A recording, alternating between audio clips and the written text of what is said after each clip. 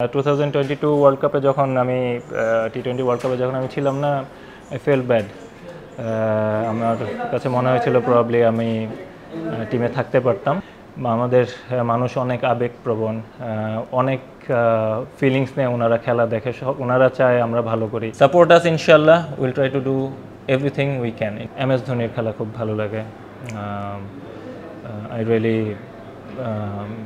I am really a big fan of হিম। সুযোগ তো সবসময় থাকে, চেষ্টার আমাদের কোনো কমতি থাকে না।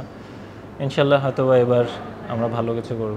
ট্রফি জিনিসটা এটা আমার মনে হয় যে অবশ্যই এটা একটু ভাগ্যেরও একটু সহায়তা লাগে। আমরা কয়েকটা হয়তো বা মেগা ইভেন্টে খুব কাছাকাছি গিয়েছিলাম, বাট আনফর্চুনেটলি আমরা পারিনি। But there is another opportunity coming up inshallah next month. Support us inshallah, we'll try to do everything we can. National টিমকে রিপ্রেজেন্ট করা,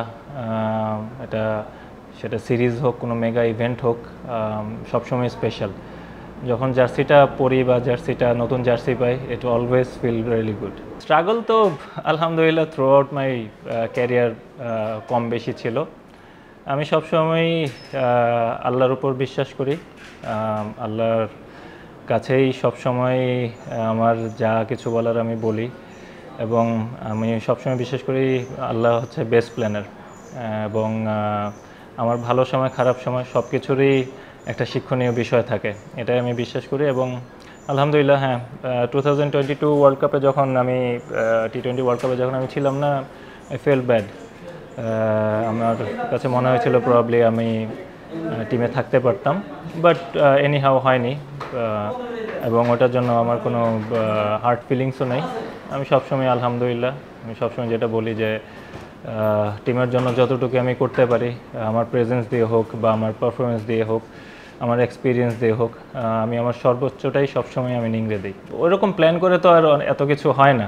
এটা খেলতে খেলতে ফ্যামিলির দোয়ায়, মানুষের দোয়ায়, আল্লাহর অশেষ রহমতে পরিশ্রম করার চেষ্টা করি, ভালো কিছু করার চেষ্টা করি, টিমকে ভালো সার্ভিস দেওয়ার চেষ্টা করি।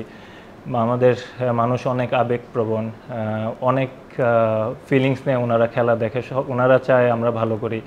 তো সব দিক থেকে বিবেচনা করে যে এত দূর আল্লাহ আমাকে নিয়ে আসছে, এটাই অনেক আলহামদুলিল্লাহ। আমার আপন ভাই, তো উনি ক্রিকেট খেলতেন, তো ওনার হাত ধরে আমার পথ চলা, আমার ছোটোবেলার পথ চলা শুরু। আমার ক্রিকেটের হাতে করি সব কিছুই ওনার মাধ্যমে।